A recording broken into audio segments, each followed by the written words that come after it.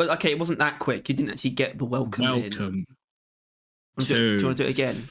The Barrel Vision podcast. I don't like this because I like to do sort of stupid rambling intros before we get to that part, and you've just completely ruined everything.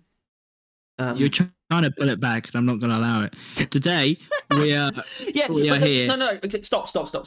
See, you're right, but at the same time, I was doing it again. In regards to I think all right, carry on.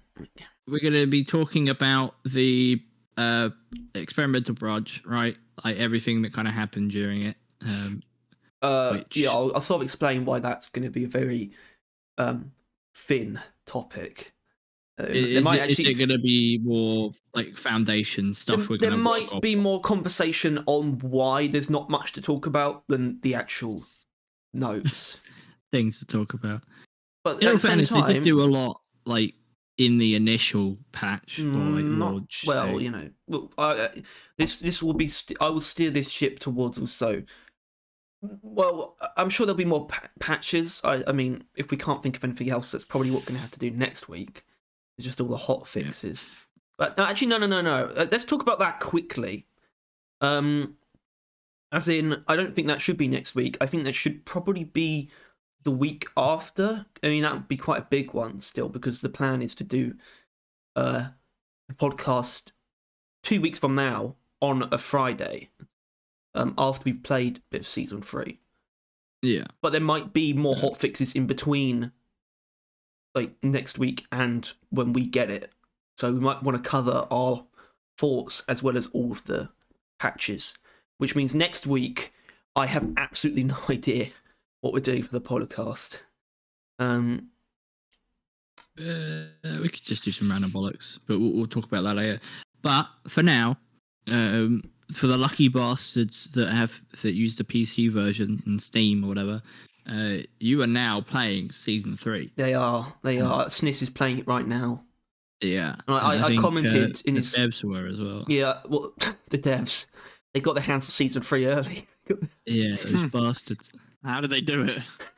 They must have some kind of secret Steam key. And I went into SNIS's like live chat as Barrel Vision. I said, just checking in on the enemy.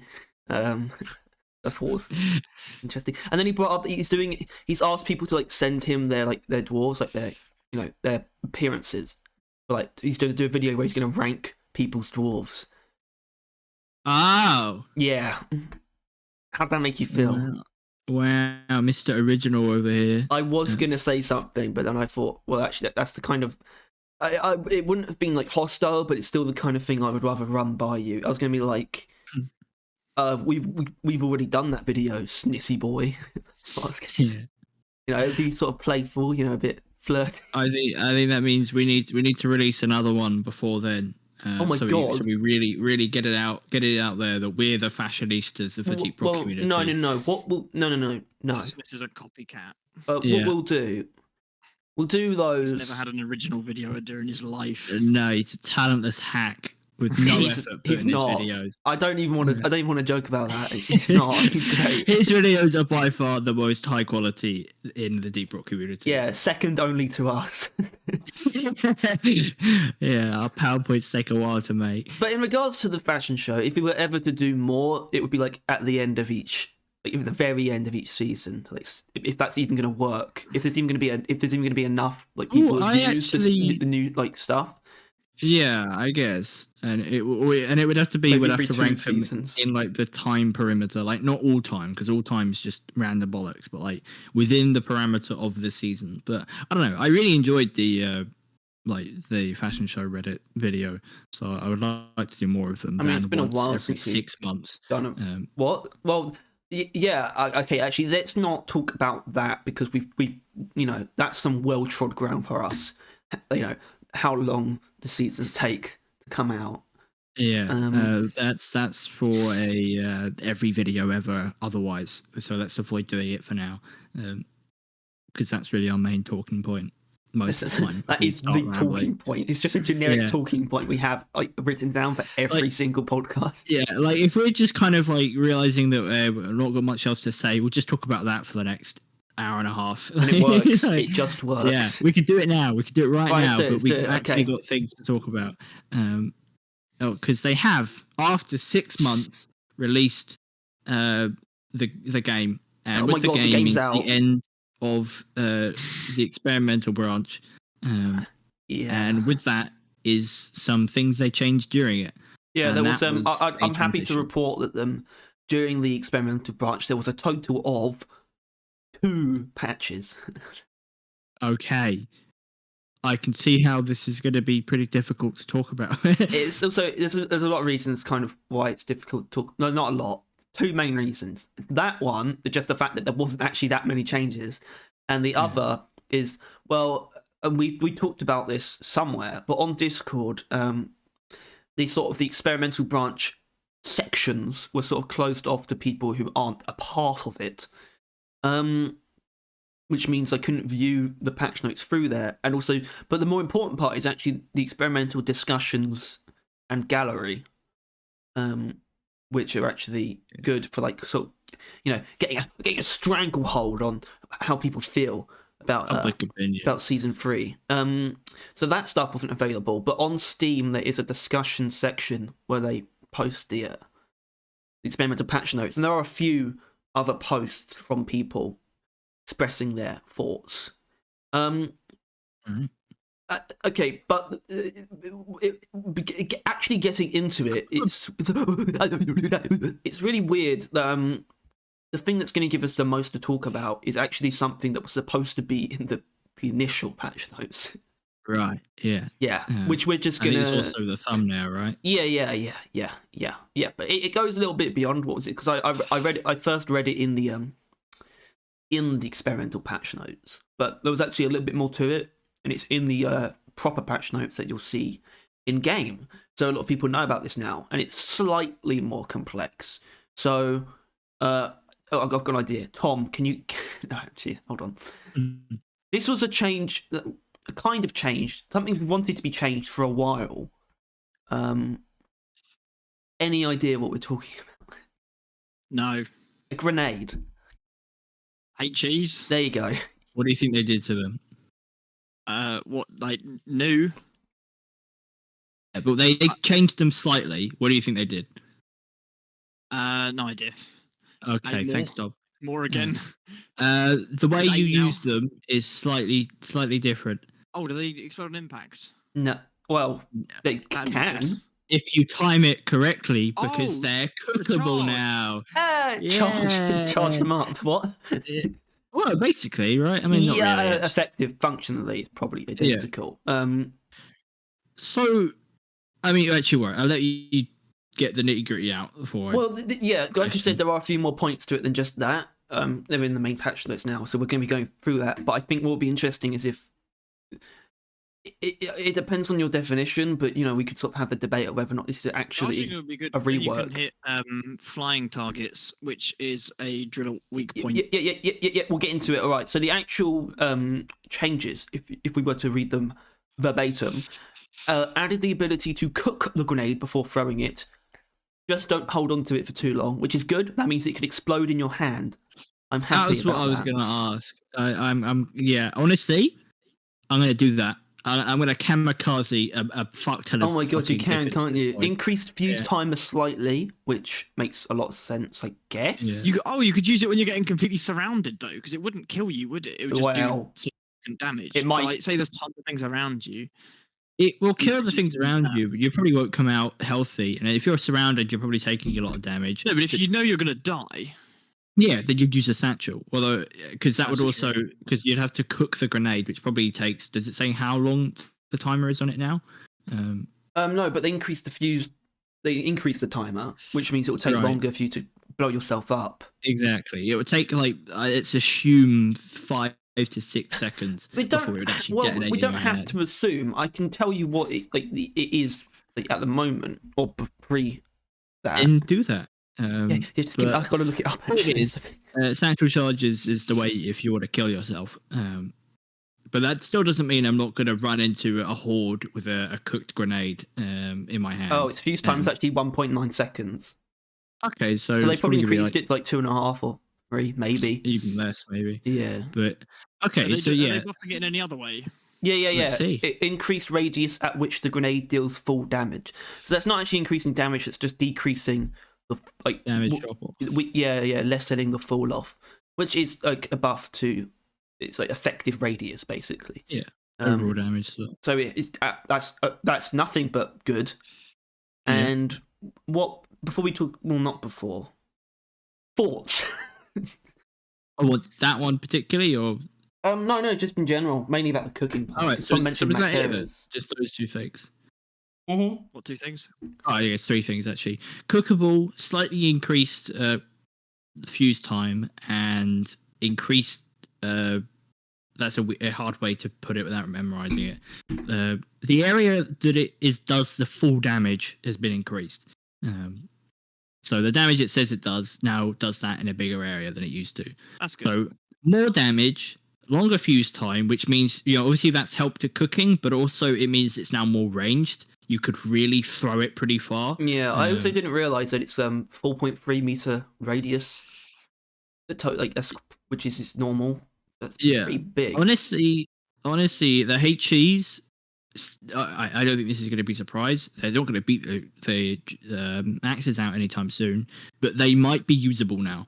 They might be fine. Although if I'm going to be wanting to kill an area or like a bunch of glyphids, I'm probably going to be using the Ripper. But I guess I don't know. Well, I think that basically what they've done here is, first of all, listen to the people who know what they're talking about, and second of all. Yes. Made it because the Ripper is very different from the axe, but I wouldn't call them opposites. But it's to me, when I look at these changes, it almost feels like the HE grenades and the Ripper are meant to be like 2 sides of the same coin. Not just because there's 6 of them each, but because of the way that you can sort of work around it to. But it's like one's ground based, right? But I feel like the HEs are going to get used still though for a while, so we're not actually going to be able to see if these effects are liked throughout the community. That's a good point. Because everyone's just going to be using the new ones anyway. Yeah, I don't think this will actually really affect the pick rate of anything, but I would argue that now the people that actually used HEs aren't deranged maniacs that wish death upon their team. They're now just people that don't really want to conform to what is the best thing. They just it's now a viable option. I'm gonna make a pretty wild claim. I think neurotoxin might just fall off completely. Yeah, because that's what I was thinking. Because Ripper does an immense amount of damage in an area in like a straight line. The HE is going to do a very immense amount of damage in an area like the satchels, but we won't go there. And then obviously axe heavy single target. The neurotoxin, I think, does it have a bigger area than the HEs? Oh, the neurotoxin's got a much bigger area, but yeah, it's much less versatile. Yeah, and the damage it does actually is not that good. Like it just about kills grunts, really. Obviously without detonating it, I guess. But yeah, I think the neurotoxin is actually going to end up being one of the worst grenades now. Yeah, because the HEs, they unfortunately they had literally zero reason to be used. Yeah, but now they do. Even if it doesn't change everything, and it's like, oh my god, the HE's like the best thing in the world. Even if that doesn't happen, they still have a function that no other grenade actually has. So like, you're going to be able to like fucking softball, like baseball, lob the grenade into a swarm of Macteras, and it will just detonate them all from the inside, which is something you could only attempt with the satchel charge, right? Yeah. And you can't really do it with the X's. You could hit maybe 2, maybe when it comes to Macteras. Neurotoxin probably can hit Macteras. Yeah, but it won't though, if you know what I mean. It will never hit the Macteras. This is interesting though, because the Ripper straight up won't. I guess it can technically hit those enemies, but it's stuck to the ground. Yeah. So it's a bit like proximity with a lot less proximity. Right? Oh, yeah, the proximities. You can. They're stuck to the ground, but they have an area. Well, that's why I stick into the walls most of the time. Yeah, I know. But the point is that HEs are actually gonna have a reason to use them, and they don't seem like they're going to be as bad. Well, yeah, the neurotoxin grenade doesn't seem like it's going to be amazing. Like the anything more explosive capabilities of Driller, yeah, with HEs being viable. Yeah, I mean, I already use them sometimes, and I think they are actually a good choice in some builds. Okay. Just for the like sheer explosive capabilities of yeah, like the people that because I did the the Driller grenade video, and some people did like their HEs, and their reasons were, well, most of them they just liked them because they're grenades, but like some people they used it with like, I'm not sure, cryo or like sludge, and so things would get kind of packed together and slowed, and then they just pop a HE in there and it would just detonate them all, which well, that doesn't really work play. for the sludge because they're probably just gonna die anyway. Yeah, but I don't know. Same with most things. They're all gonna die anyway, so it doesn't really matter how you kill them. Well, not necessarily with cryo, but I feel like the Ripper is sort of just gonna take over when it comes to cryo. I just use them for ammo efficiency with the sludge. Yeah. And once again, they are just like they're like half as good as satchel charges, like almost exactly. I think. Like default satchel charges. So I guess if you like using satchel charges, HEs were a pretty good idea. They're basically giving you more of them, like more detonation area. Yeah. And now they are going to have aerial effect. They're better. Like they are just better, right? Obviously, like the more damage in a bigger area, that is going to increase the damage, which is good. So honestly, I think this is a good idea. I'm glad they did actually address HEs being god awful, but I don't think it's going to solve the issue. I'm glad they listened to us. Look, I think them being cookable is pretty. I'm more than 70% confident that we caused this. No, a lot of people think the HE should have been cookable. Seen it. I haven't seen that opinion. It was when I did the Drill as a Grenade problem video, one of the comments of how they could fix HEs was making them cookable. But could you perhaps argue that we popularized that idea? I could argue we may have showed them to them. Okay, I'm not trying to... Well, actually, I am trying to toot my own horn, but the point is... Yeah. The point is, I said if there's one thing they can do to make the HEs better, it's just make them cookable. If they're not going to, like, completely rework them. But at the same time, we do have a couple of points here, so I would throw the question out there. Would you consider this a rework? Because I would consider it a very soft rework, because they've changed the way they work, quite a bit. I mean, they can't really change... They can't really change anymore without making it a different grenade. Exactly. Like, well, that's the thing. They didn't make it a different grenade, but it's like it's a rework, but it's still the HE. Yeah, but it is though. The way you use it has changed pretty radically, right? That is a rework. Yeah. Right. When they changed the shard diffractor into a completely different way of using it, that was a rework, wasn't it? Like, so it's definitely a rework for HEs. Yeah, I guess if that was a rework, then you could argue. Well, no, I was about to mention the GK2 and how maybe that got reworked as well, but I think that's more of an overhaul than a rework. But at the same time, they changed a lot of the mods around, like where they actually are in the selection and things like that. Right. It's quite... that one really blurs the line, but I think this is more distinctly a change in function. The way you use the GK still stays the same. You just shoot things. Yes, it does actually. Yeah. It's just they tinkered with how good it is, or like how you would make builds on it or stuff like that. Like, yeah. Next. Well, next. Well, I mean, if we're going to move on from the HEs, which, oh god, it's basically over now. Where is it? The first patch, 27th. Actually, hold on. That's just the launch. Hold on. Go back one. There it is. Okay. Yeah. Actually, I saw something weird because obviously season 3 launched today. Yeah. I saw in the trailer it looked like the plague hearts, the things that you get from the meteor, they infect you. Yes. Well, it looks like if you're not holding them, they'll infect you, because it's when they let go to rock and stone. Yeah, you put it on the ground and it starts like crawling up odd. Yeah. Pretty horrifying. And yeah, the meteors seem pretty odd because I still don't. I feel like I should have seen this by now. Twice. What? Well, the meteor blew up. They took the cave. They took the cave heart, and then they showed another clip of it blowing up. Like, the cave heart. The heart. Fake heart. I still don't feel like it's been. I haven't seen what happens if you fail.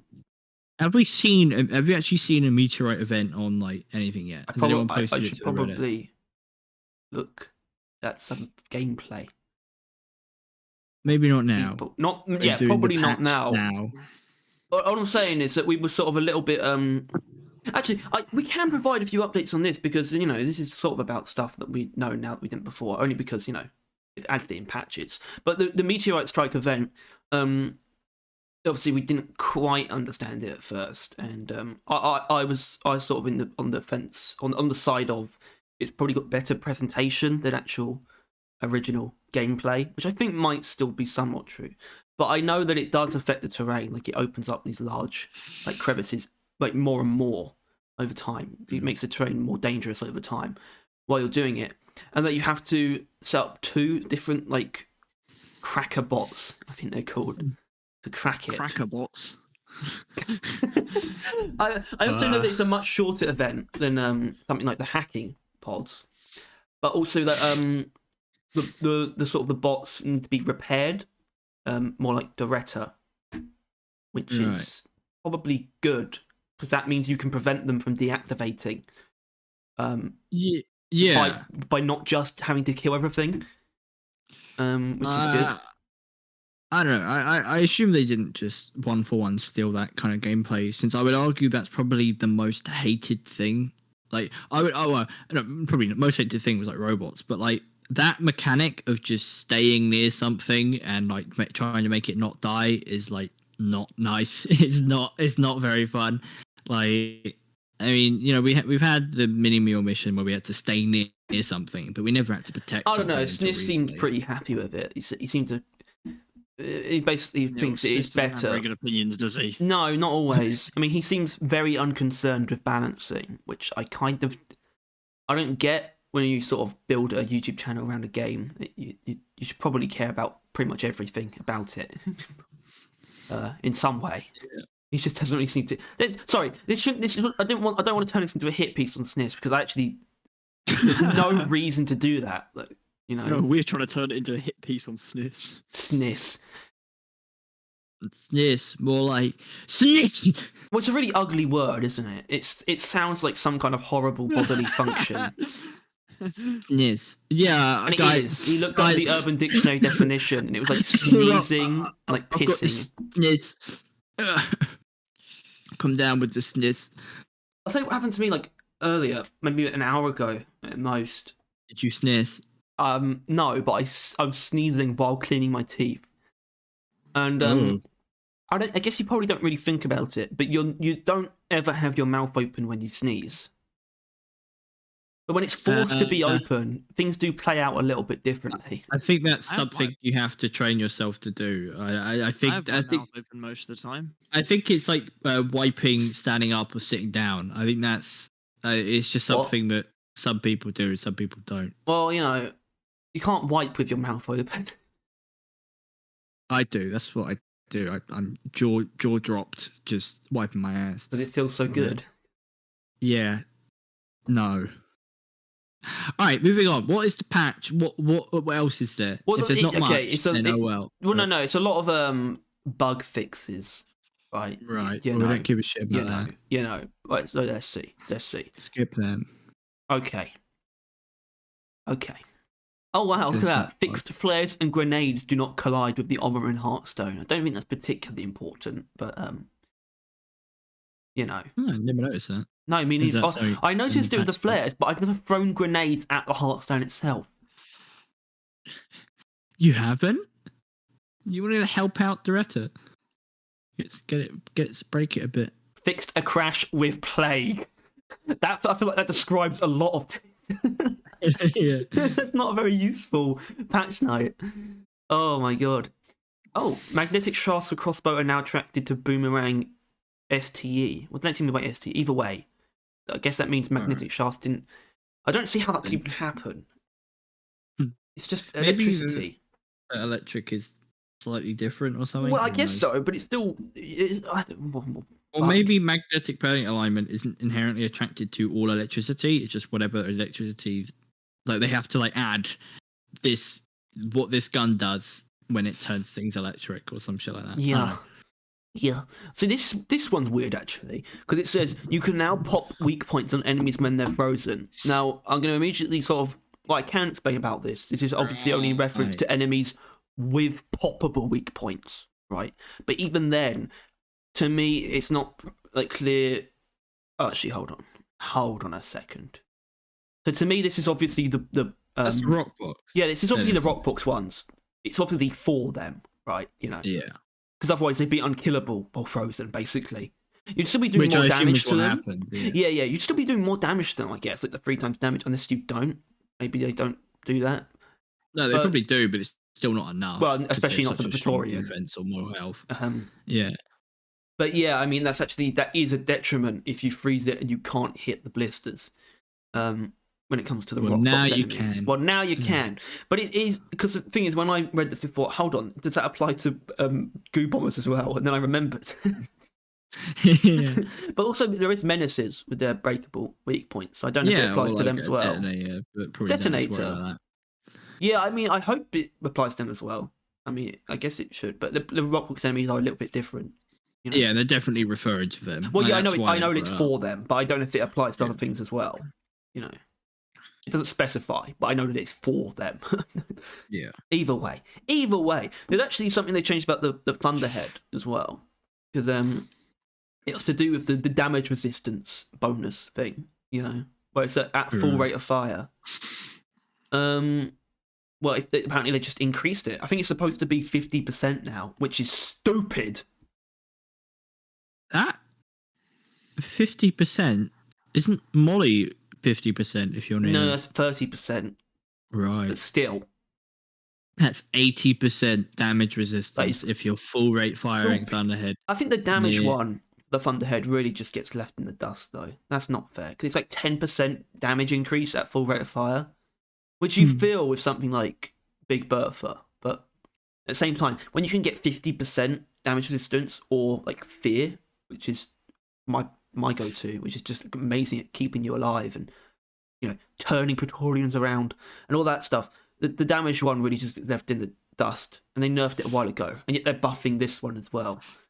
Just a bit unfair, in my opinion. I like the there's just a immortality gunner build, and I really like that because it's like the same thing with the vampire. Gunner's just a deep rock immortality build. Yeah, or like it's a vampire like melee driller. I really like, and then the gunner's got one where it's like a tank, like fucking doesn't take any damage, just doesn't fucking feel like it. It's pretty interesting. I like it.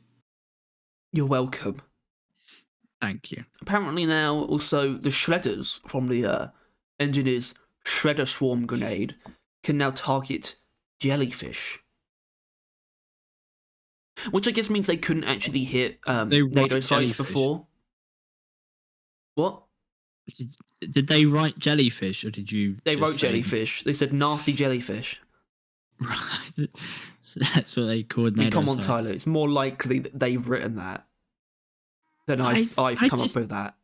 I guess. I'm more likely to correct them and say NATO they sites. They really like being unnecessarily vague during their patches, don't they?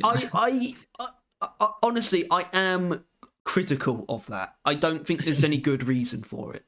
That's all it is. I don't think it's not like it's never particularly harmful, but it's just I don't really believe in humor in patch notes. It's not really the point at all. It should be very direct. Either way, I thought, thinking about this, the shredders are probably amazing against swarmers and shredders and NATO sites. I think they do enough damage to Instacom, do they? I don't know.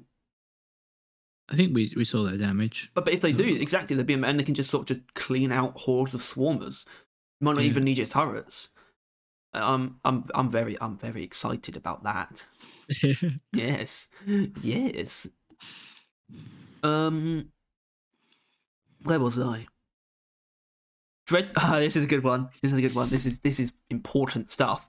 Dreadnoughts are no longer allowed to shoot fireballs with their ass. Yeah, baby! I know, right? Holy shit! Oh my god, that's all I've wanted for ages. Honestly, I can't believe they fucking slipped that in.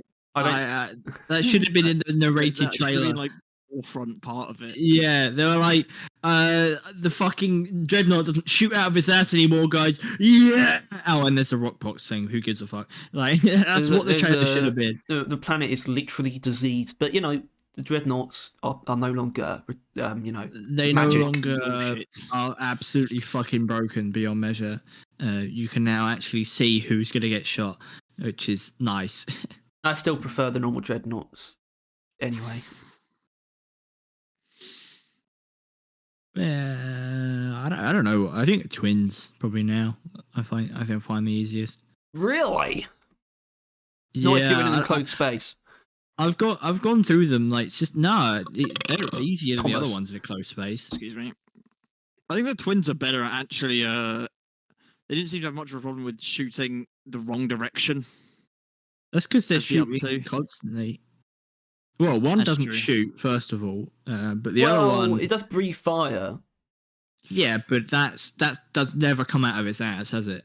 Which I wish. I think it would make more sense. It's got like combustible farts. I don't know. Yeah. It's like ash. It's like a combustion engine. Well, I guess you could look at it that the Dreadnoughts had fireball shits, and that's what came out. Yeah. And they probably get killed by. Well, the Glyphid anatomy is slightly ambiguous. There's no clear orifices. Yeah, I mean, there's a mouth, so definitely things go in. Begs the question if they come out. I mean, they might not even be a type of animal that lives long enough to need one. Like, maybe that's what the giant protuberances are in the back, right? Like, that's why the small ones have smaller protuberances. You mean they die when they shit? Yeah, they need to like keep evolving to have bigger shit sacks, or they die. That's why Praetorians have big ones. It's just full of shit, and that's why when you like hit it, they're like ah. Well, surely Praetorians they expel waste through their mouth. That's the whole point, isn't it? Which is pretty horrible to think about. That's actually it going to the. It's actually yeah, but there's no Tyler. They don't seem to expel waste in any other way. Well, they leave a death fart. Maybe that is that's their feces. It's stored in gas form inside in their like protuberance thing at the back. Yeah, but I just really like the idea that the Glyphids. Love saying that word, don't you? It's a funny word. I just really like the idea that the Glyphids have to go through their waste via vomiting. I just think that's really funny because it's horrible and probably what they deserve. Fucking deserve to like vomit while well, they don't deserve anything good. Well, we're the aliens. Yeah. Although let's be realistic. No, let's be realistic though. They're they're not vibing. They're cunts, right? Glyphids and that, like, you can't say that. Like, obviously we're not innocent, but they aren't either. Are they not? I don't think they eat. They are anything. Like, I don't think they eat the passive creatures. Harry, the only thing they have on their face is a mouth. Yeah. and they actively eat your corpse when you're dead. Yeah, but I think we never see them attack passive creatures, and obviously that might just be like because that would just disrupt the gameplay in a way they don't want. But I think that's also, I think the point is that the Glyphids are only hostile to the dwarves, and the mouths are actually not for tearing through flesh, but for actually tearing through rock. They have a lot of fucking weapons for no good reason then. Yeah. Dreadnoughts be out here having like giga mutations of like flamethrower breath, shotgun blast, just for the fun of it. Like there is no biological incentive. You don't need things like that to take on loot bugs, though, do they? That was never the. Look, Glyphid biology is a fascinating subject, but that's enough. What? There's not much else more to. I mean, right? What are we? What's the patch notes? I mean, you've really stepped that one in though. That the Dreadnought not fireballing out of its arse. That is actually going to make playing the game just better. Just like actually though, like yeah, cool. Okay. Glad they did. Yeah. So, apparently there was something with the Ripper. They fixed an issue causing slashers to break it. What? I guess slashers just stared it down and it just exploded. They just fucking slashed it in half. Yeah. That's pretty giga chat. Well, honestly, it feels like something that it feels like something where it shouldn't be able to go through everything realistically. Like, you know, I feel like it probably shouldn't be able to go through. It should probably like bounce off an oppressor. It should ride above. It should like literally go up the oppressor's face and then background like into its ass and like tear it on the way down. That's exactly what it should do. Yeah. I'm just saying the thing is, it's a physical object that can seemingly pass through oppressor armor, and I'm just not. That doesn't quite sit right with me. Well, yeah, it goes like under it, really. I guess it kind of tears through its under armor. It depends on how low it is. I'm just saying, if I see the shredder clipping with the oppressor's actual armor, I'm gonna throw a fit. That's what I'm saying. Well, I imagine the shredders can pierce through the armor. Yeah, I know that they can, but I just don't want to see it happen. You're just gonna turn around whenever you throw them at an oppressor. You don't want to witness it. I have seen the shredders in action though, and like, if you like, for example, if you're in like a tunnel and you throw it so that it goes round and round the tunnel, like not straight down it, like round and round the tunnel, across the ceiling and floor, it can like. Well, it seems to do a lot of damage to Praetorians anyway, like a quarter or even more of their health on a single hit, which is like quite a lot, and it just keeps circling round. You know, it can just kill a shit ton of Praetorians, even if they're not frozen. So I think we're in clover as far as the Ripper's concerned. They're the same. Those words mean the same thing, is what I'm saying. Yeah, they're basically just incredibly strong. I don't know. I feel like the boomerang is quotation stronger than Scout's other grenades because obviously it does damage, but compared to all the other grenades released, it's by far the weakest. Yeah. I know that's not saying much, but it's so funny. Like the bullet storm that kills ungodly amounts of grunts with no effort, right? And let's not call the bullet storm. I don't know what it's called. That's not a bad name though. Yeah, it's like lead burst. I think they should have called it the lead storm. Yeah, yeah. Gave it an overclock called the lead storm. I'll do that when I get to grenade overclocks, which I forgot about actually. I was sort of panicking. I was like, oh shit, I'm a bit worried about the longevity of the workshop series. And I remembered I actually always wanted to do the grenade ones more than like the support universal tools. Yeah. And there's fucking the shredders and Ripper. Exactly. I've got ideas for the shredders. And then you're left with the boomerang, but like I know it's just like it's fine, it's fair, it's normal. Don't worry, Tyler. Scout doesn't have strong grenades. I just still find it funny. Yeah. I'll just say when I have to come up with it's extra hypothetical as well. When I have to come up with boomerang overclocks, I'm just going to draw a lot from balloons. Yeah, I've got ideas. Yeah, it's fine. But back to the shredders, though, it seems like there was a lot of I wouldn't say issues, but sort of things that they've just been optimized, right? So removed redundant direct damage, I don't really know what that means, and recalculated lifetime accordingly. Added max duration stat to upgrade bench terminal, which I mean they should probably tell you how long they last. It's like 45 seconds, I think. Actually, I think you told me that. It was like 42, I remember, but I think they buffed. They didn't they just that thing just before that said they buffed it. Because they were like increased survival time or whatever accordingly or some shit. Yeah, but it says removed redundant direct damage. I think they were attacking dead enemies, maybe, or something like that. Right.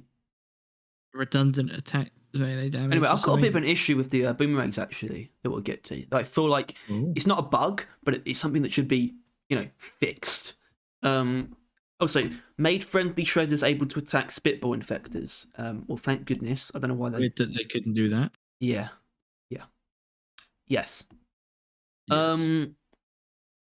Okay, that's not really important. Okay, so they tweaked a few more things on our lovely little friend, the GK2, which, by the way, I've seen it in action, and I don't tend to agree with Snowing Fate on anything, but he was using it, and I thought, hold on, that looks pretty good. Anyway, they combined Battle Frenzy and Battle Call into one. See, that slightly confused me, because I forgot that it was... I'm not sure which one's which. Yeah, I'm not sure what Battle Call is, basically, and I'm going to have a look now. Is that's why I made a overclock like that for the GK. Yeah. Wait, today? Yeah, I did, because it did kind of have 2 on kills get something. So like, yeah. Oh, okay, hold on. Carl.gg's already got this stuff like done. It's on the ball.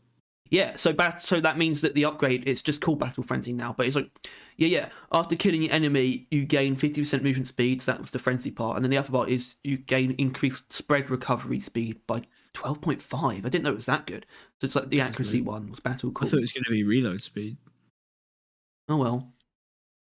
So that would have been the passive for DPS and Overwatch, but I don't know what I'm saying. Yeah, I'm looking at this mod selection though. This looks perfect for the GK2. I think they've got it exactly right. Yeah. I think that's definitely something, because the GK2 really was the biggest gripe that people have really had in the game, or like the most vocal and constantly vocal the community has ever really been about something that sucked. Like the people, they acknowledge, Axe are strong and everything, but no one really talks about it most of the time, and like how terrible HGs are on that. Obviously we did, and that was a spike, I guess, and maybe they caught on. Maybe they didn't, who knows. But the GK was on everyone's radar as being a shit wank, and it's glad to see that they really went hard on changing that. Even Bullets of Mercy, which was good, they buffed that, because I don't know if we had the numbers before, but it is plus 50% now, the damage bonus, which is a lot. And then Electrifying Reload, we got the part that was added sort of a bit more clearly laid out, where upon reloading it does deal 3 electric damage directly, but it doesn't actually mention if that's stackable. That's what I wanted to know, because that's the thing that would make it like a mini embedded detonators, if that part is like, you can add more and more, and that way you wouldn't. Right? I think that's I think it works like that, because I think that's sort of the point of that change, is so that you don't necessarily feel it's not always wasteful to put multiple bullets into the same enemy. You're not really meant to do that still. Targets.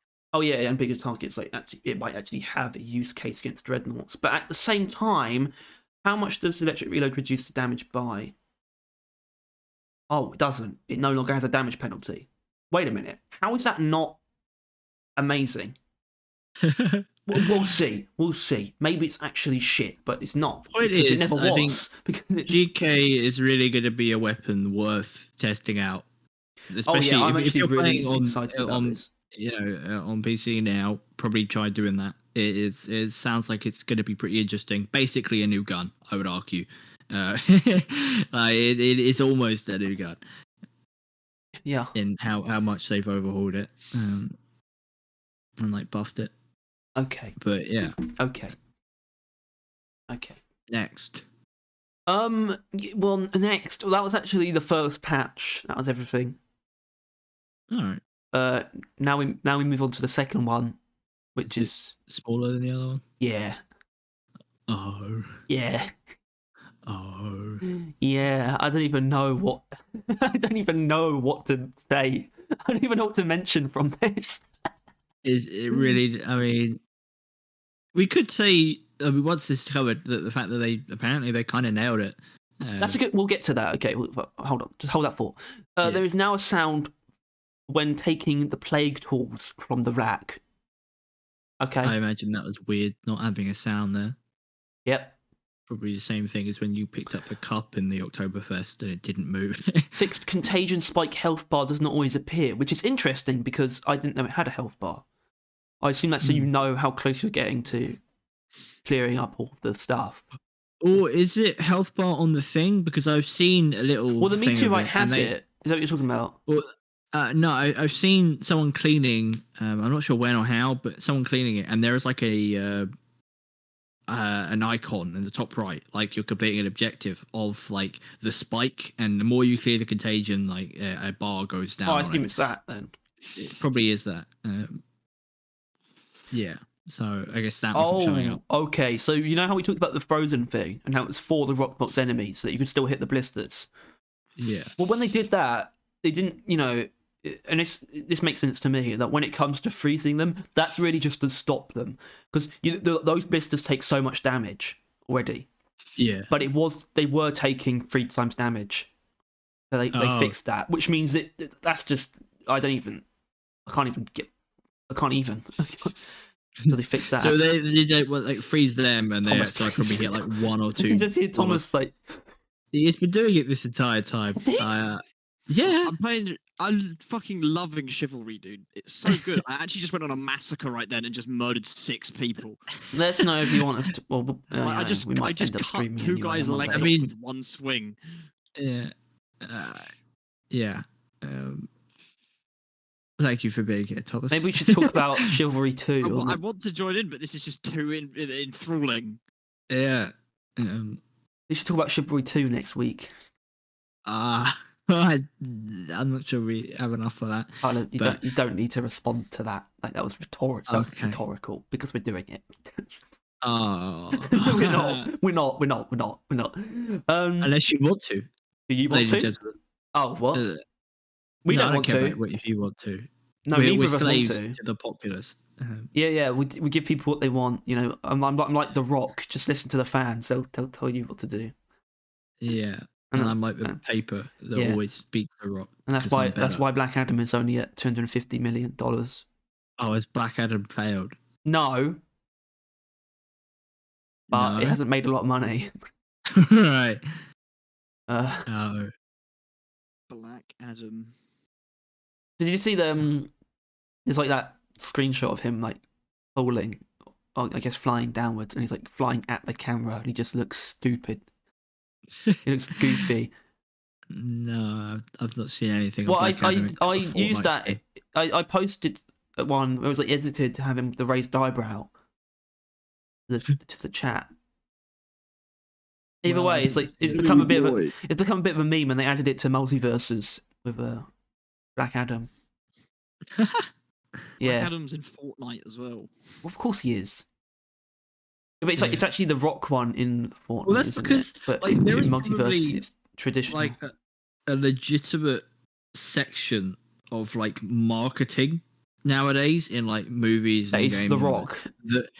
That is get your product in Fortnite. Yeah. If you have a character everywhere. Yeah, and in everywhere, Fortnite is there, right?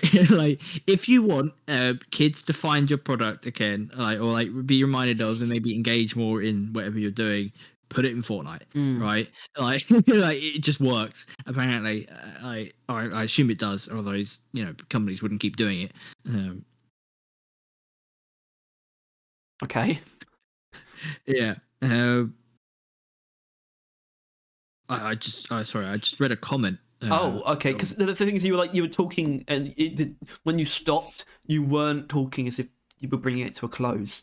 You just sort of stopped. No, it's because I read a comment. It was just to put on the our patch notes video, so it's slightly relevant. Yeah. You should be like collecting comments, by the way, to talk about during the podcast. That's what we should do. He said, all right, well, I'll do this one. Hold on. Good. Well, here you go. Hold on. We need letters from the Keg Crew. Okay, I wouldn't call him one of these. Thank God I found the patch notes on Discord, so I don't need to listen to these fools ramble on.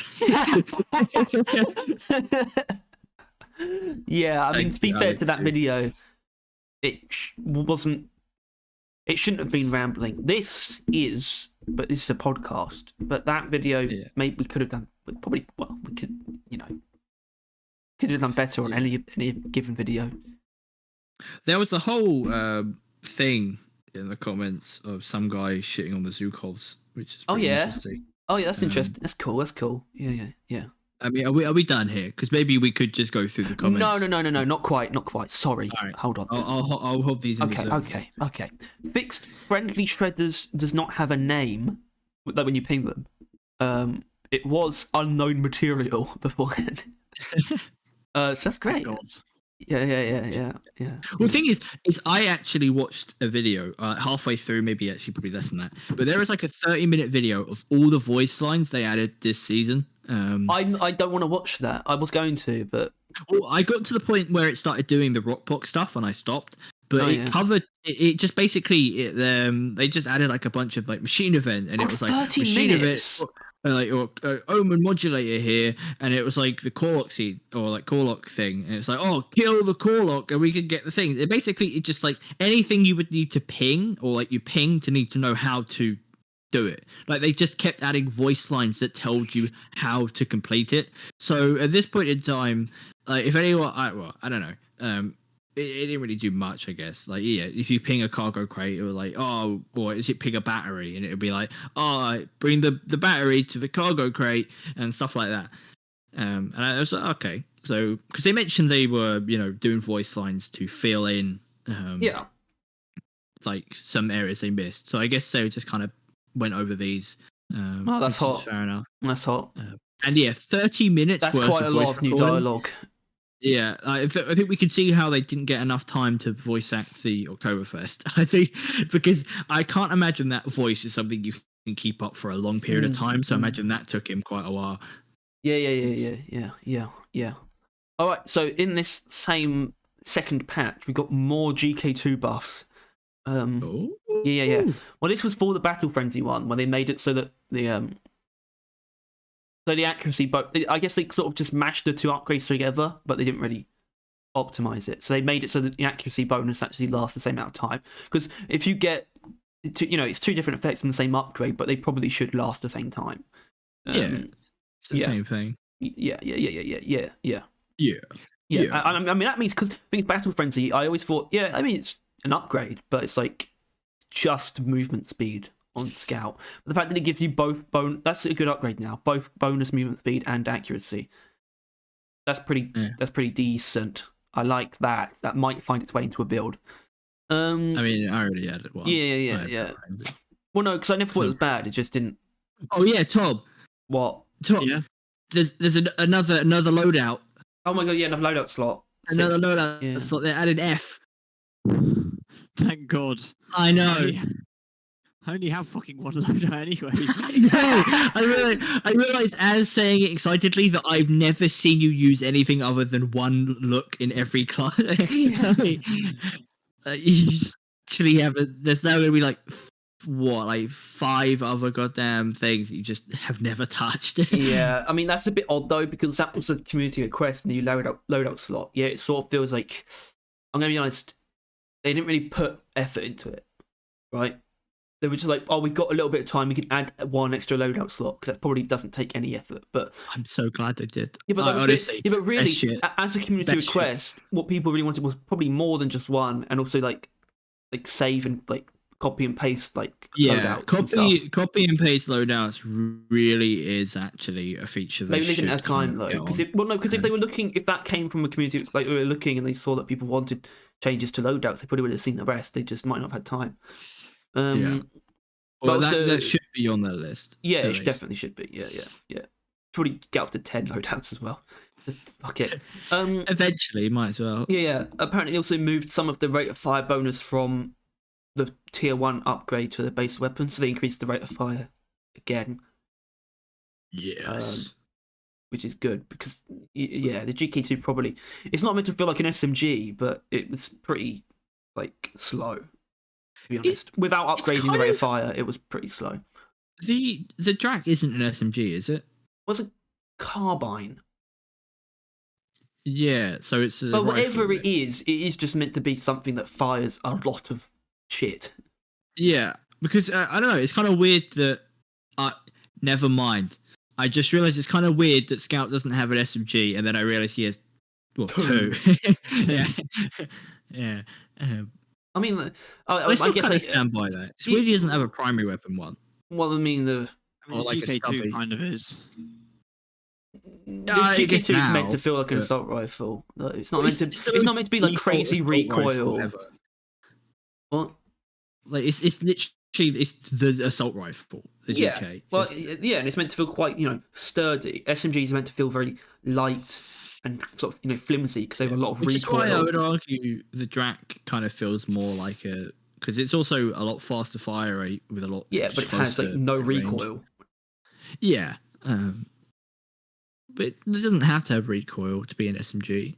I think it does to feel like one. No, to feel like an SMG, smaller damage per bullet, but higher rate of fire with a slight emphasis on closer range, which doesn't inherently mean adding recoil, just with plasma having bigger spread the further it goes out, right? I think that gives something an SMG feel. Well, I guess I would agree in concept, but I don't agree because the Drak doesn't feel like an SMG to me. It just feels like the Drak. It feels like a plasma rifle. Which obviously is not a real thing. Yeah, I don't know.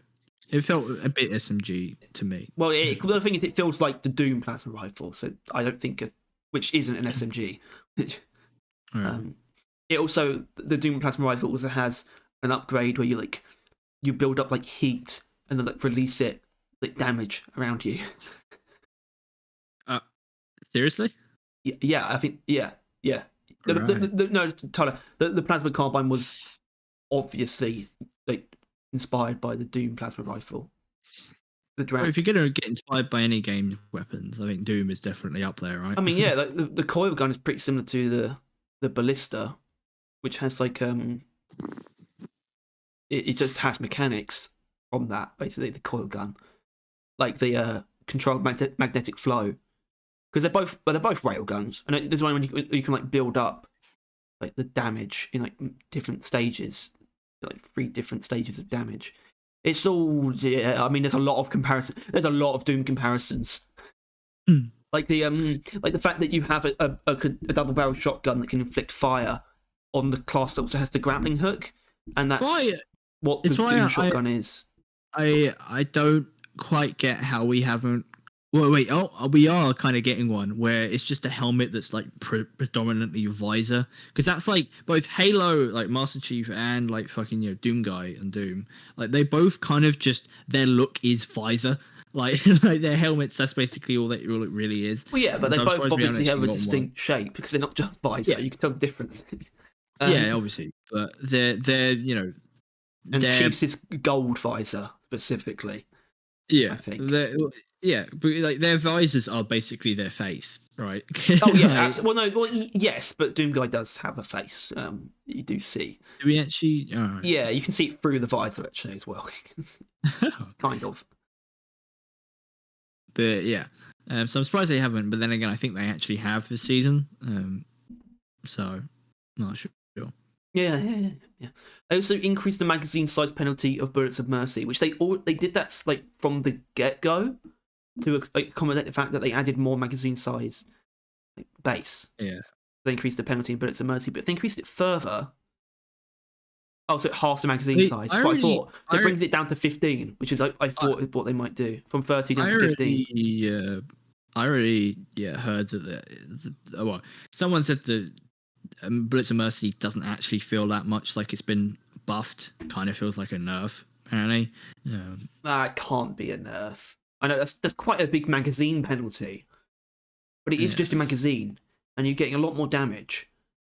So, we'll see. We'll see when we review season 3. Either way, that is actually all of the notes. I'm gonna refresh the Steam in case they're putting out any hotfix. Not yet. I mean, it's day 1. Because like someone did mention, like hold on. Yeah, basically, they were like, go on. The main release of the game, because they were talking about how like Xbox is going to get it late, and they were like, okay, at least Xbox people they're going to have to play like the broken mess that PC players are, and then someone's like, well, no, it's not broken. That's what the experimental branch is for. And obviously, I think they're a bit exaggeratory, like in broken mess, but someone made the point that the experimental branch really isn't going to catch bugs Like really, like a couple, like apparently only like 1,000+ people actually went on the experimental. Yeah, like but 1,500 signed up, and then like 1,000 actually played. They should be reporting everything, and it should be Yeah. enough.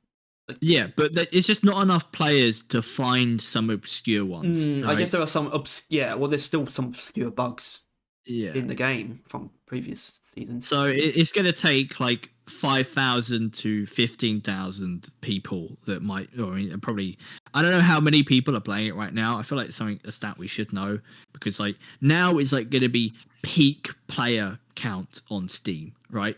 Like today and tomorrow, maybe, that kind of stuff.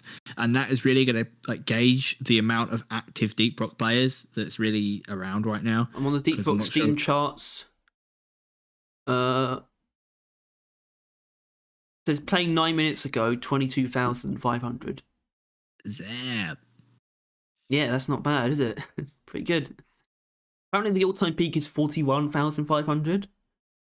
Which makes no. There was never going to be, all 3 million people who bought the game playing at the same time. It's not the kind of game where that would happen, and it's not the kind of game that retains a majority. No game retains a majority of the people who buy it. Yeah, but like I mean, people would say Halo has died, but isn't it sitting around those numbers itself? No, hold on. This should be fun. Because I mean, the winter update comes out next. Okay, current players 1,360. Okay, never mind then. Go Deep Rock, yeah. Good indie devs beating shitty AAA devs. Let's fucking go. Terraria. Current players 52,000. Yeah, baby. That's how you do it. Can you Battlefield? Battlefield, what? 2042. Yeah. I will be really upset if it's actually more than Halo. It is. Current players 4,270. Wow. Deep Rock's still beating them out. It's definitely worse than Halo. Battlefield 2042 is worse than Halo Infinite. Yeah. I don't know. I just think Halo Infinite. Well, first of all, I think more people play Battlefield probably on their PC than people would play Halo on their PC.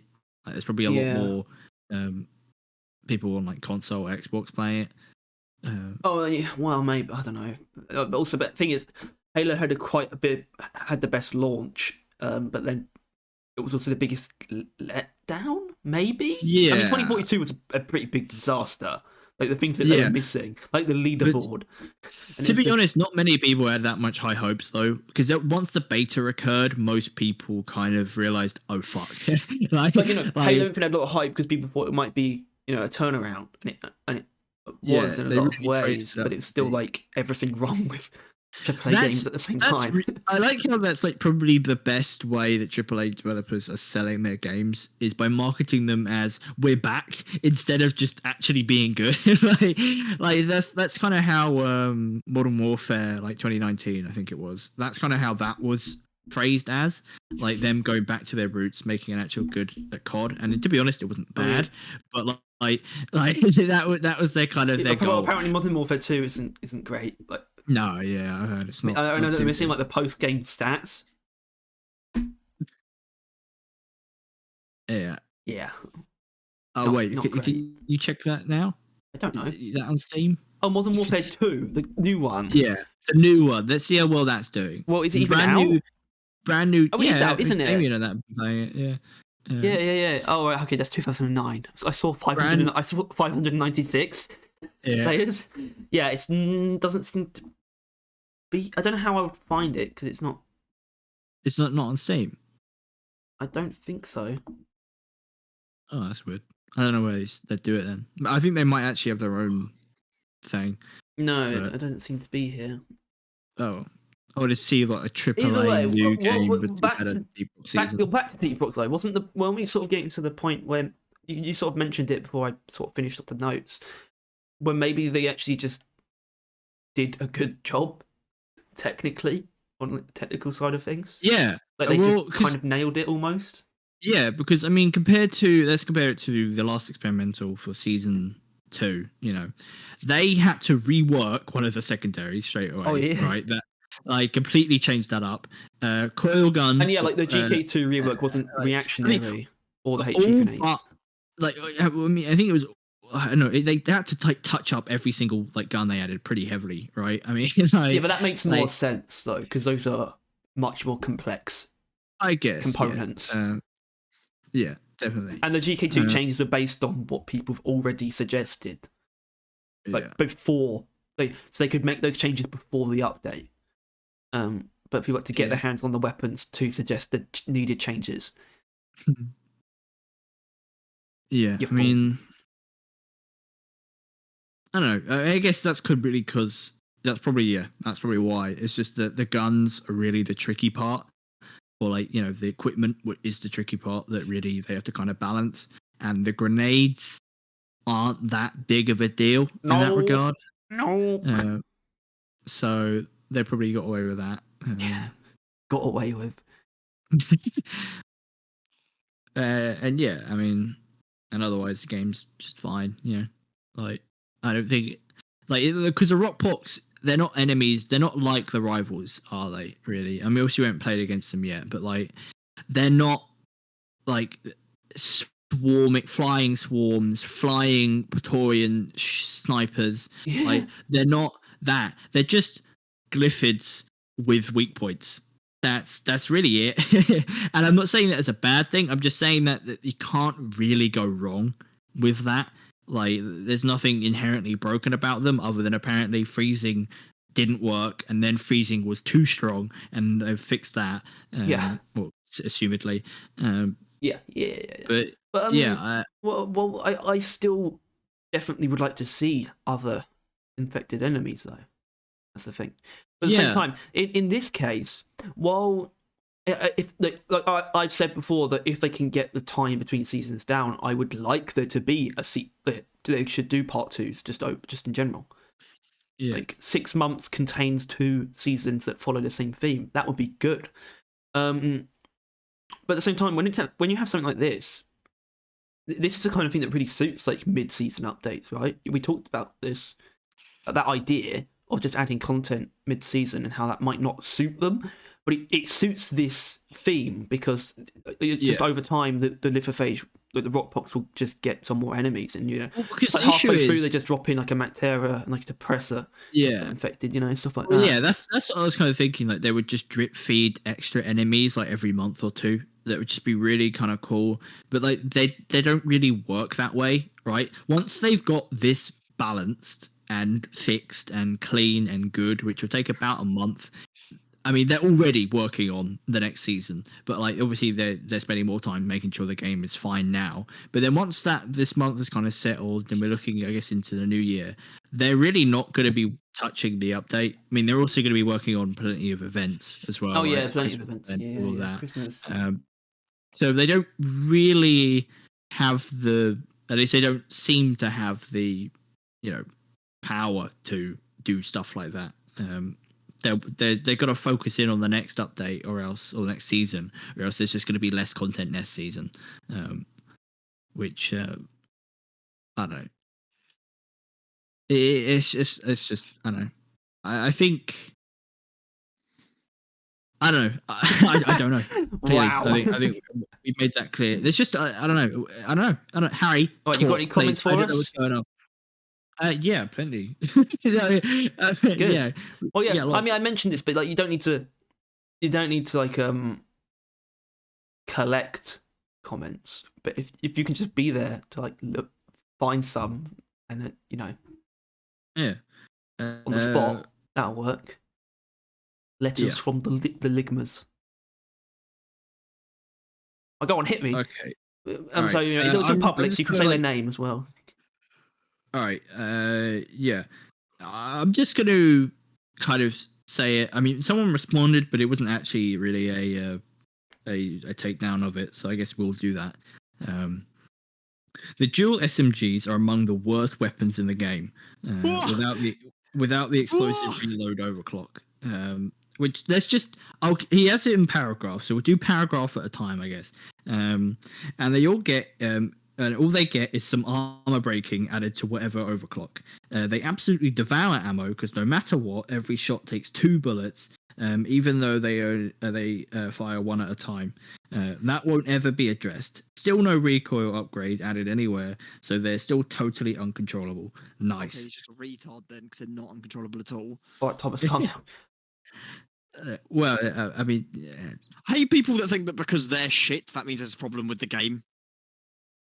Like, just don't use it if you're garbage. Oh, recoil.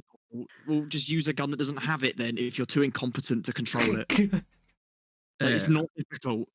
Like, it's not the game's fault that you're retarded. Thomas, I think okay, it's fine. Just don't use that word too much. Tom's a scout main. He gets touch heat. He's also unhinged. He does not represent the views of the company. Fucking stupid prick. Yeah. I mean, I don't know. I mean, I guess we can work our way through it. No recoil upgrade added, which I guess is something uncontrollable. Well, I think they should have had a recoil upgrade. That they do deserve one. I mean, if there's guns there's guns with better recoil that have recoil reduction. Yeah, but I think that's kind of the point, though, right? They are meant to be a little bit uncontrollable. To have reasonable recoil. These are something that you don't want to be wielding past. Did you almost say they're supposed to have reasonable retardation? No, not at all. Just because Tom kept saying it doesn't mean I'm going to say it. Maybe put it in your head. He might have, but my head didn't say it. But I'm just the only honest one of Barrel Vision. No fucking lies. Okay, we're not dishonest. About your feelings. Obviously, they devour ammo because they shoot 2 bullets every shot, which I feel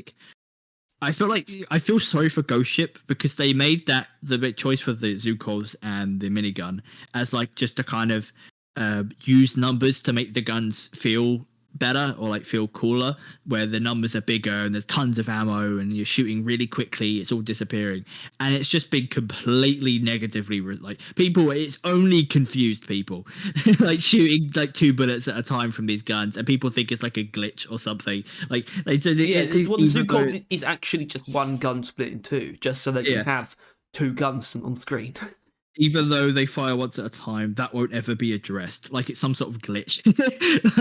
like it's really sad. It's like a story of like the. They actually have half the ammo. It says it does with a glitch. I don't know what he thinks, but he clearly doesn't much. But it's just doesn't the minigun shoot like 2 bullets at a time or some shit? Yeah, well, it uses 2 ammo per bullet. Actually, it's more accurate. Yeah, well, it's just the number is double to make it feel like it has more ammo. I mean, it's really specifically the case with. Well, it's really specifically the case with the fire rate. Yeah, it's just so if you're looking at your ammo, you're feeling like you're shooting faster than you probably are, but you're still doing as much damage as you're ever going to be doing. Which is not the case with the Zukovs. Like that's not what they were aiming for. But it's just that's just the way they decided to do it. So you have equal, because otherwise you won't have, like, what if you lose ammo in one before the other? Like, that's what could happen otherwise. You could just tap fire and it would fire one first. And then you could keep using 1 bullet from one gun while still having tons in the other one. Like that, like it just adds problems that they then need to solve, when what they could simply do is just have none of those problems. Yeah, I don't know. I think it was just they made a decision. This guy, he just doesn't get it by the seams of it. But I think I'm kind of working my way up. I think I'm all right. Actually, no, because this bit you got really excited over, and all they get is some armor breaking added to whatever overclock. Well, this was okay. It's only because this is a bit similar to the HE thing. Oh, what the hell, James? James. Now the rat's off center. We're streaming. Wait. Yeah, we can hear you in the party. We're in a party. Oh right, yeah, I'm still in a party. Oh, this is weird. Yeah. Yeah, Damien. Yeah, we're trying to play Overwatch. Hurry up. Oh, Damien's there. All right.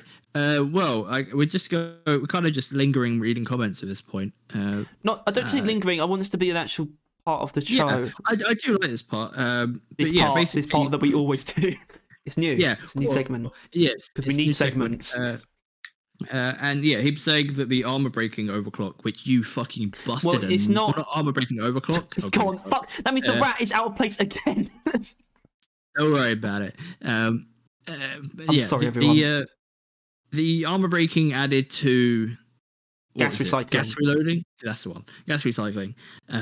You found amazing, and I didn't burst like you did, but I do get it. Like, because that makes sense. Gas recycling felt like an overclock that you're supposed to just spray into a horde. I was explaining it till we got interrupted. Where it was like, for me, it was similar to the HE thing, where like I said, if they only do one thing to make HEs better, it's make them cookable. It was the same for gas recycling, where it's give it armor breaking, because it's an overclock that feels like it's meant for body shots, in the sense that you can't aim for weak points with that thing. You're just meant to spray it into larger enemies or just into hordes, and it should feel good. But it doesn't, because its damage is often less than it should be, because armor gets in the way. And it always struck me as an overclock where armor, it doesn't get weak point bonuses, but at the same time, it also armor doesn't get in the way. Is how I thought of it. And it's only 250%, which isn't massive, but it should be enough. I would have given it massive armor breaking though. Like, it should basically ignore armor, but also like destroy it as well. I like the idea that it strips armor very well, and the Zukovs didn't have that before. But the Zukovs are also something where it, to me, suited an overclock more than it didn't feel like a gun that you should be able to strip armor from enemies with any overclock. I think embedded detonators you should take have off to. The armor, it's to target the weak points. Yeah, it's just this overclock decided to not do that. The gas recycling, it's like, nah, fuck weak points. I'm just gonna kill them, and it's not good because really, because there's armor in other places. The weak points are still the best place, but now they're not as good anymore. But this armor breaking means now that if you can't actually really hit their weak points, like a Praetorian staring at you, you can just spray him down and like shatter his armor and deal a bunch of damage. So yeah, it's a really good idea, and it's kind of sad that he completely dismissed it to whatever overclock, right? like as far as he's concerned, if it isn't the explosive reload, it's not worth talking about. How to use it properly, and then refuses to use the other good options. Well, it's interesting because I can't help but notice a bit of what we think about the boomstick in this comment, and there's a lot more other stuff about other guns, but just this part beginning. I do think we do probably give the Zukov a bit too much praise because we hate the boomstick so much. Yeah, I'll admit that. The Zukovs aren't actually in the top lot to me. They're probably not even in the top half. I don't think did we put it there? I think we put them. I think we put them in like A or B at least. But we might put them in A. I mean, obviously we will be doing the primary weapons tier list again at some point. That's because explosive. Yeah, especially after we use the GK2. That's going to change things up. And there has been balancing, so it probably will be quite different actually. But but because the what he says is right. The SMGs are only good because of explosive reload, right? They're the only reason that not the worst in the game. And that is basically, well, our opinion is that the boomstick is the worst in the game. We're basically the same thing. Yeah, it is the worst in the game if you ignore the special powder. So he is kind of using the same logic that we do, pretty much, to smear the Zukovs, which is just why I kind of find it interesting. But I actually haven't used the detonators on the Zukovs in a while. I found that I do like other things. I think the crime miners are good, and I like the other ones just using them normally. I think gas recycling is the one that needed help. Yeah, and to me, and it got it. Yeah, and I think it's missing it. Yeah, because to me it was always the case when you got the Zukovs where the not unstable overclocks, like the clean and the balanced one, there's only one of each, and they're not particularly impactful. And the fact that embedded detonators and crime miners were so like essential to basically making the Zukovs meta, I guess. It always struck me as like the unstable overclocks, given that there's 3 of them, and there's only one of each of the other categories. The unstable one is meant to be like the 3 pedestals, the 3 sort of path that you can go down with the Zukovs. But gas recycling never felt like an actual path you could go down. It felt like a bit of a downgrade, even after they buffed it. But maybe that's changed now. Maybe it is one of the actual 3 pillars of that gun. I hope so. But yeah, I mean, I think he's obviously wrong, but because I don't know, Zukovs are more than the explosive reload. And the explosive reload is like a fucking S tier thing. I would argue it's riding the line, same level of the special powder in just being such an overwhelmingly good thing that it kind of does overshadow all the other options. I love that neurotoxin though is probably better, and yet it doesn't really feel like either of those in that sense. The Thunderhead would actually be fine without it. Yeah, that's because I think the Thunderhead does have other really good options. I'm not sure what they are. We'll get back Big to you on Bertha, that. Yeah, Big combat Bertha, mobility, entering shells, just more ammo. They could have done with tinkering Carpet Bomber a little, yeah. I think that's a pretty universal opinion that Carpet Bomber is not the best. Make it detonate within proximity of airborne enemies. Yeah. But yeah, I think we'll just because he mentioned some other things because actually this comment is basically addressing the patch notes as a whole, saying how he's not fond of it. Give us a lot. This will give us a lot of material. Well, not really. 3 more parts, and I think we'll wrap it up since apparently I'm wanted. We can. All right, if we get through this comment though, and this will be like a teaser because maybe honestly we probably do get enough comments to make a whole podcast on the comments if we wanted to. Well, it depends on how many there are, because I'd still like to be able to address a few comments every episode. Yeah, maybe if we finish talking about stuff and we feel like we can still go, we just start reading some comments, which I think is a good shout and is what's happening now. Next one. Some of the assault rifle buffs are nice, but I definitely don't like how they messed with the upgrade placements for no reason. It seems okay. Well, actually, do you want to? That's the end of that bit. That's his take on the GK2 buffs. I see. It seems like some of them are nice, but he doesn't like how they messed with the placement of the upgrades for no reason, which I think is kind of wild because there is definitely a reason. For no reason. It seems like that's actually been generally well received, and I'm looking at it, I'm thinking this is actually much better, because I think how it was before. For example, I guess it's not a specific tier, but it's a specific assortment of upgrades that sort of I think we're in the same tier, and they sort of been moved around a little bit. You had armor breaking, weak point damage, and rate of fire all in the same tier. And in that tier, I think the rate of fire always felt a bit redundant. But now it's not that. Now tier 4 is just weak point or armor breaking, and they've got rate of fire in tier 5. Which is +2 rate of fire, which is quite a lot.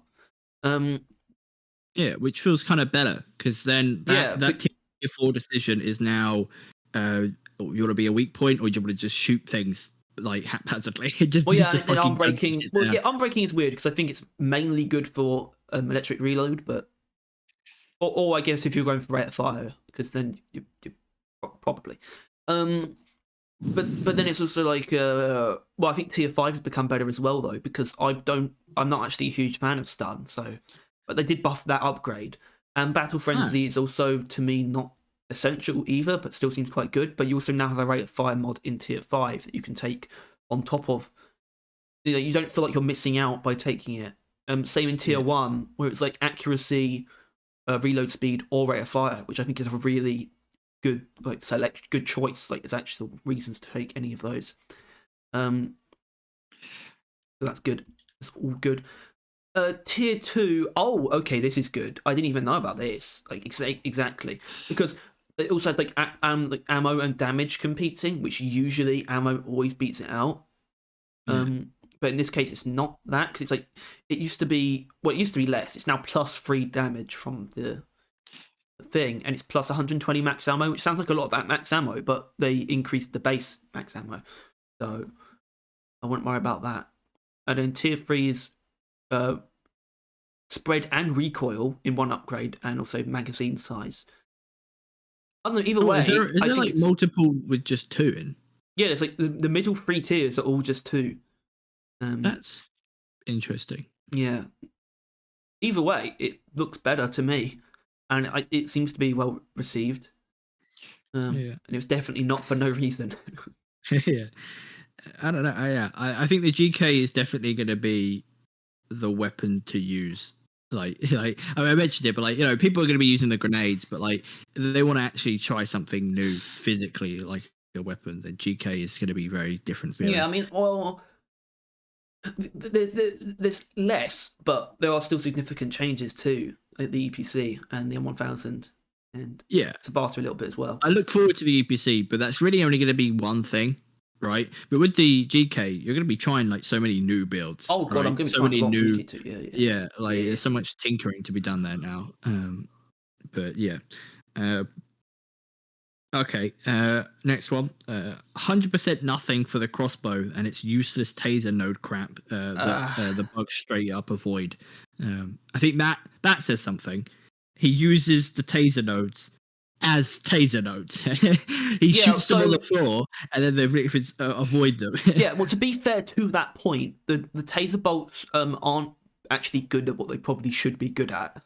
Yeah. They're actually better at single target damage by just putting multiple on the same enemy, because they are actually very good at that. But yeah, when you sort of make like an electric fence with them, they barely ever feel like they're doing anything. It's weird.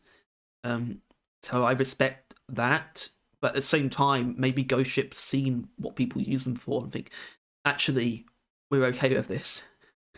I don't know. Yeah, there's not much else they could do unless they just buffed the damage of the connecting electric bars, like, or something like that. Yeah, but at the same time, I think setting up like electric fences is never going to be a satisfying form of AoE as, you know, the explosive chemical bolts, which are a bit more direct, or like combining pheromones and like fire bolts and stuff. Yeah, I think the taser nodes, honestly, I don't know. They are the single target option. Misleading.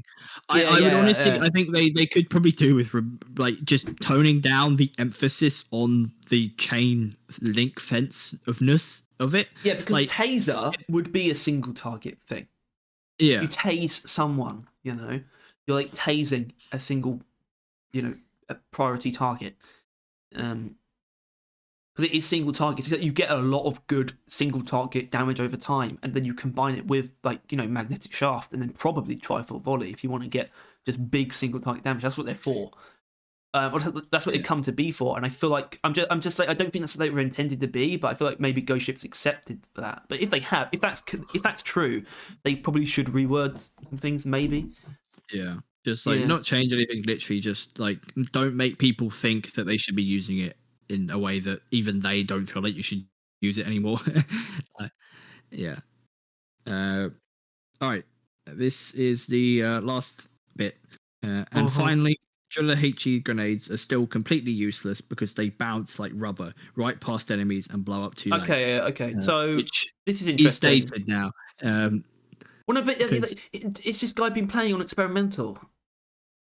He just reacted to our video covering that. Oh, well, it's weird that he brought them up because I guess we must have mentioned them, but they weren't in those patch notes. Yeah, but he's right. He's right. He is right, but at the time it wasn't true because they still worked like that. That was still added in the like straight away. It just wasn't shown in the patch notes. That's not really his fault. It's not. Yeah, and then largely not knowing it is his final thing. So he is actually not fond of the patch notes apparently, which is, I wouldn't say him being uninterested in the patch notes isn't interesting, but I think that people saw those patch notes and they were like, ew. Right, where I think was there really anything that we didn't unanimously were like, fuck yeah? Well, I don't really recall. Tyler, to be honest, I don't think any of it was that. I think all of these changes were more closer to changes than just objectively good things. They switched a lot around. I do think it's all good, but I don't think it was all obviously good. Flying Nightmare thermal shot, I think. Well, but that's quite a confusing one though. That's the thing. I suppose. And like the GK2 stuff is a lot, so it's not like easy to just sort of like look at it and think. It's not easy to just look at it and immediately understand if it's good or not. There isn't like it's like, oh, crossbow taser bolts do 9,999 more damage, and they were like, there was anything like that. Like there wasn't such an obvious inherent buff or anything. But I think generally. Yeah, they did a very good job at tinkering with some of the weapons that I think everyone agrees are not the best. Well, and some out of nowhere things. The Hurricane didn't get any attention for some reason. Like, mainly plasma buster missiles. The fact that wasn't addressed is actually really weird. Because I mean, I haven't really heard much about That's them. because I think people have given up, Tyler. Yeah, well, because I do think. The GK2 is a whole weapon that like people have problems with on the whole. I think the Hurricane is actually more. If this closer update to okay, as kind of like realize anything, if the community as a whole constantly nags about something, right, they tend to address it, like the GK, right? But also, I think if the community, like, if they look at the game and they notice that there are some things that aren't used, right? Because Flying Nightmare, I bet you, the reason they combined the thermal stuff with the Flying Nightmare is because no one uses Flying Nightmare, like, at all. Hold on, so you think this might be actually based on stats that they have? I think they either that or they just noticed it generally, like playing the game or like talking to people or something. But yeah, because Flying Nightmare, no one ever even talks about, let alone uses, right? Like thin containment field for EPC mining, heavy hitter, fire, like daylight, right? Or like fire damage. Like that was like it, really. And that was the other two things. Flying Nightmare didn't really have an actual build, really. I made one, but it wasn't perfect. And even then, I, as mentioned, I swear to God, I was the only person to ever fucking use Flying Nightmare. I've never actually seen another driller use Flying Nightmare. I've never seen it. Damn.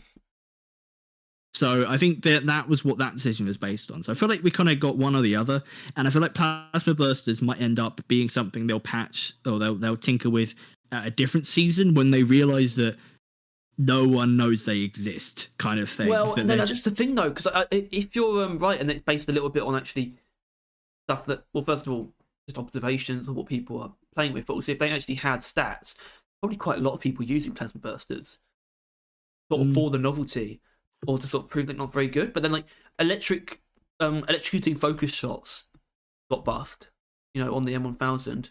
Yeah, but that was no one using them. No one using them. But then, if anyone was asked, they say it's fucking terrible, right? Plasma Bursters, like people talk about them a lot because they one-shot the rocks on escort duty, which is another reason why I can't believe Plasma Bursters weren't addressed. I guess this crazy thing where they one-shot the flying rocks, but they're also just kind of just terrible. That might imply that maybe they're just difficult to do that with. Maybe something. They had to rework them. Yeah, overclocks don't usually get reworked. Yeah, but they reworked them to be bad. That's the thing. Yeah, like maybe might be looking forward to that like next season or something. But they also they also didn't touch engineer or gunners weapons at all. Well, they just did, right? They just buffed the Thunderhead, and that's like the only one. A tiny bit, and it was also the indirect buff to the Shard Diffractor, but very indirect. Yeah, just a consequence of a general helping. Well, I mean, I think it might have actually been. There might be the main reason for that change, but it's not a direct buff because it's the only weapon where really it was pretty significantly affected by colliding with corpses, colliding with dying enemies. Really held maybe it back. The sludge pump as well, because you'd be shooting into a hole with a sludge pump, and you'd be hitting the ones that are already kind of corroding to death. That can happen, can't it? I haven't actually noticed that, but I think that does happen. I assume that does, yeah. And that would make that a lot better too. Yeah. Because the sludge pump, especially to compete with the other two, the sludge pump sort of needs that. I mean, I think it already, did. I mean, they clearly, like, no one really felt it. Like, obviously, sludge pump wasn't used that much, but they really seem to have taken it upon themselves to really boost the sludge pump. Like, obviously, last season they buffed it heavily, but also now they're still kind of like those changes when they sort of buffed the sludge pump a lot. That feels quite recent. That was season 2.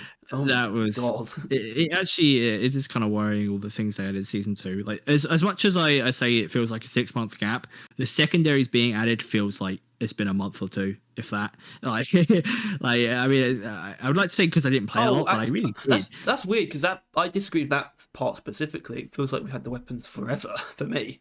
Right. No, I did play a lot. A couple months after season 2, I was just playing the game way more than normal. Like after season 3, after season 2, it's sort of been like not forgotten about, but it was out. It had been out for like at least 2 months, and then I just started playing Deep Rock a lot. Yeah. After finishing that was heading towards your 1,000. Yeah, that was level 1,000 thing though. Yeah. Yeah. I just got so used to everything. Yeah. Weird. I guess I played a lot more than I normally do, but it still doesn't mean, I guess, enough. And I did kind of stop playing near the end.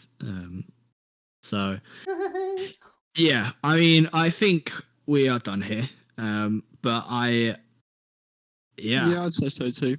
God, you sounded like Okay, James thank for a you, moment there. Tom. Thank you for being here, Tom. I'm glad you were here to call one of our viewers a retard several times, and that was the only thing you did other than breathe constantly throughout this entire podcast. So I'm glad you were here. I'm glad you could participate. You're welcome, viewers. You're welcome, Tolly. You're welcome, Harry. I do my best. Yeah, you'll be here all week. No, you won't. You'll be here for like another evening.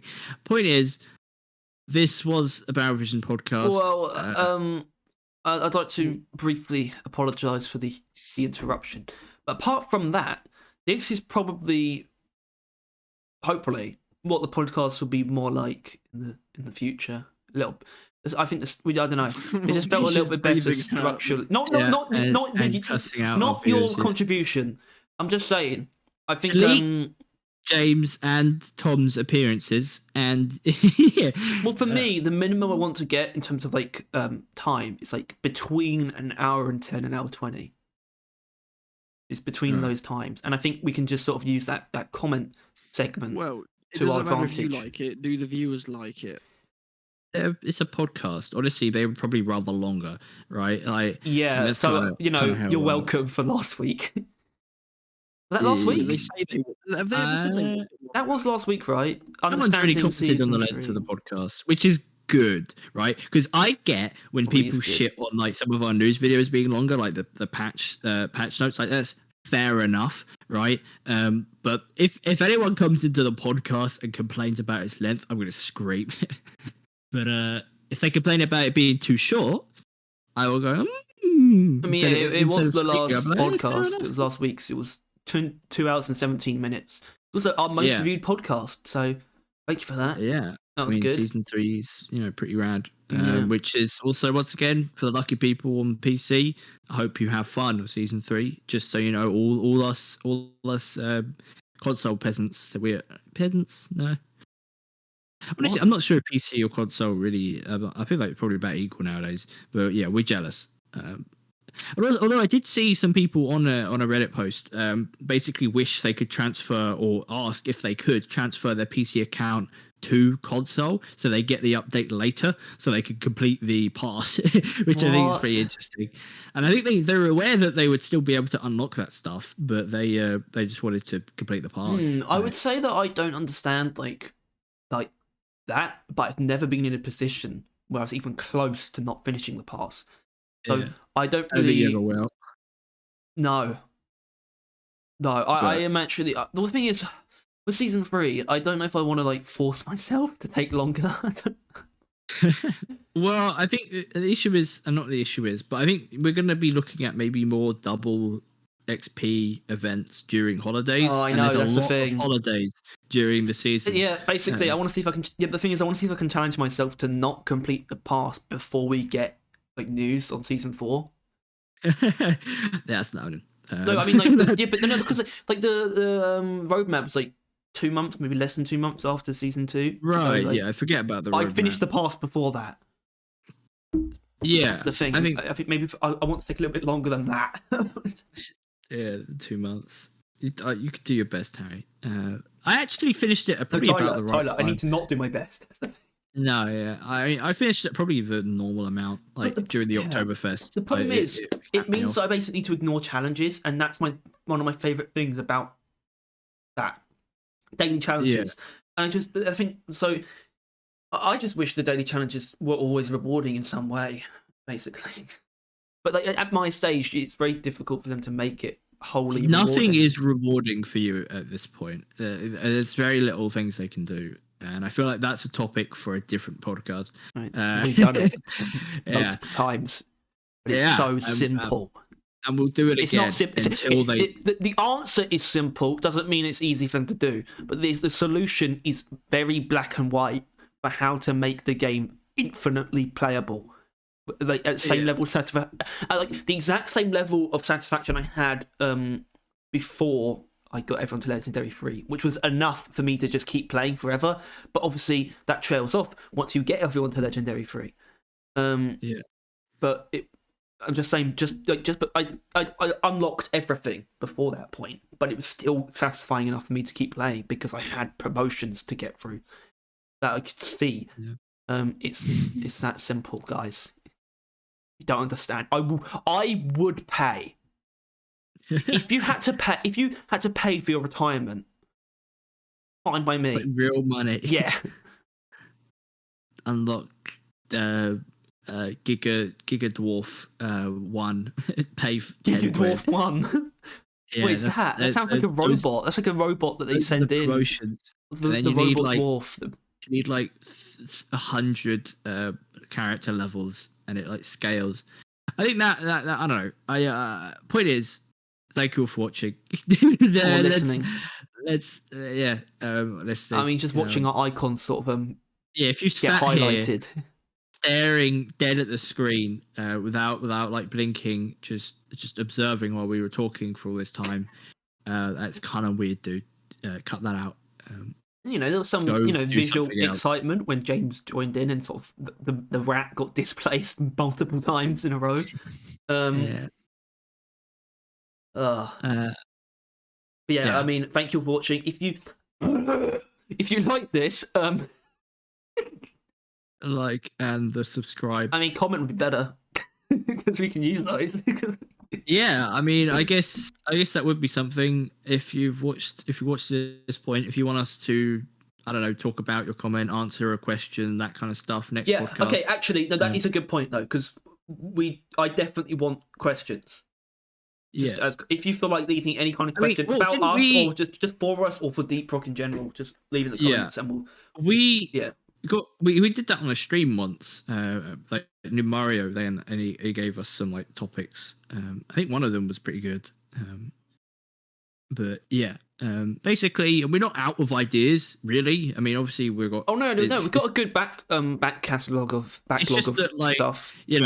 If we're not talking about season 3, what are we really going to be talking about? That's at the moment. So, yeah. But we've got a good backlog of topics. We'll have more events to talk about, more stuff that will come after sort of season 3 when it comes to thinking about future seasons. I also want to, then we might start covering other stuff, and also I would like to push it towards possibly more completely off the cuff podcasts that we don't have to use a topic up to do. But that wouldn't be. That's not the kind of thing I'd want to do every week. I sort of like I don't know how we would sort of predict that, But it's like if we could get Tom on and actually fit him engaged, and possibly even James as well, then we could easily have like a completely off the cuff, more generalized podcast. Yeah. Although because we did that before, and I feel like this is once again dragging on. But I assume if you watch our videos to this point, then.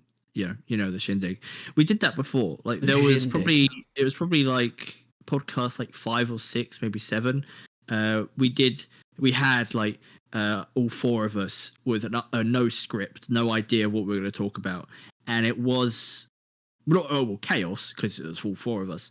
But also like we talked about the crossbow for like half an hour, and then we talked about progression because once again that's a pretty default thing we talk about. But I don't know, it tends to derail pretty heavily. But maybe if we had comments, that would help steer us a bit. If we get so many of them that we could just do an entire podcast on them. But for now, leave a comment on, I don't know, a question, a take, maybe what's your... We could do that. What's your least favorite gun? If you can't think of anything to ask, just tell us your least favorite gun and why, and we'll hopefully have Tom not be here to call you a retard. Sabata, it sucks. Yeah. Sabata has been slightly tempered with Tom, but it probably isn't going to change your opinion. But mine's probably the boomstick. I fucking hate the boomstick. We've gone through this. I think mine might be the shard diffractor. All right. See you all next time. Yeah, all right, bye. This is enough of this shit.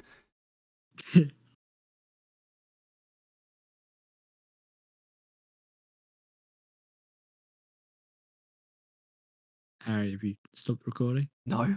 Bye.